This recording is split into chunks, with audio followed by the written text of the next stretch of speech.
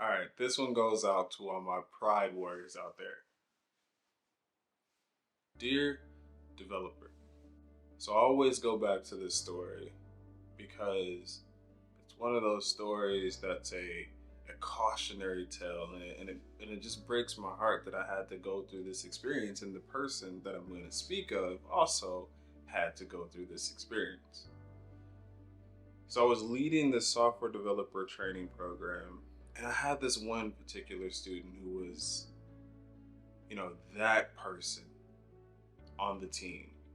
They senior level status, mastered the role, they were tenured, and they were the people that, or they were the person that people looked to for mentoring, for advice in that position.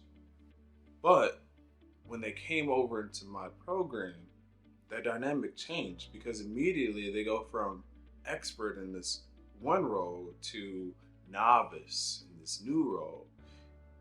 And that's a hard switch to make, to go from someone who's expert into someone who's novice. And they brought over into the program that same sense of pride as a senior on a new team. Now, the program that I was leading was a paid program, so we had high expectations. I mean, they're getting paid to be or to train to be a software developer. And so we had to make sure we had the best of the best.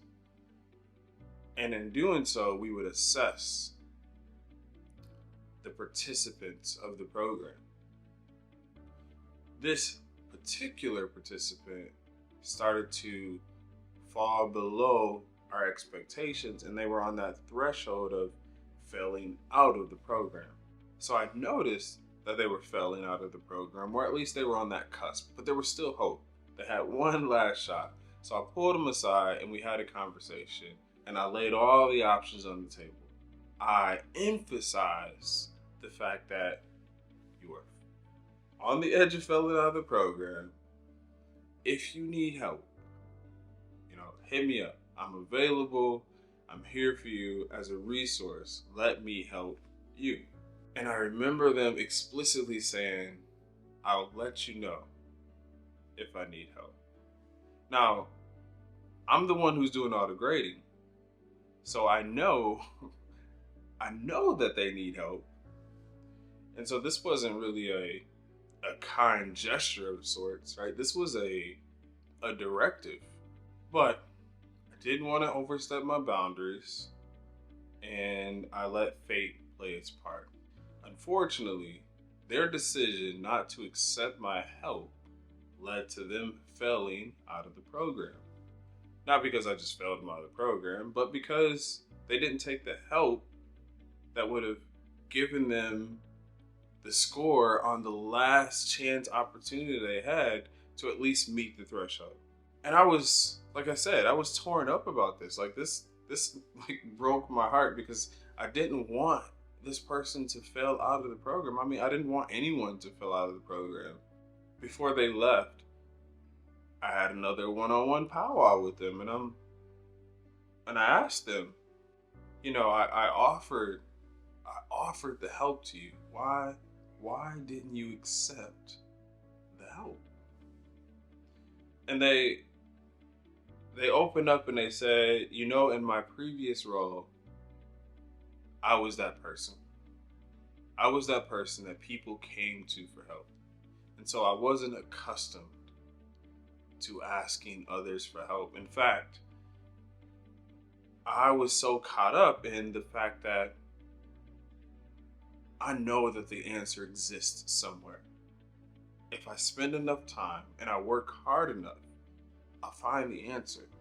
And it was that mentality that I felt that was jaded by this sense of pride. Yes, the answer is out there somewhere.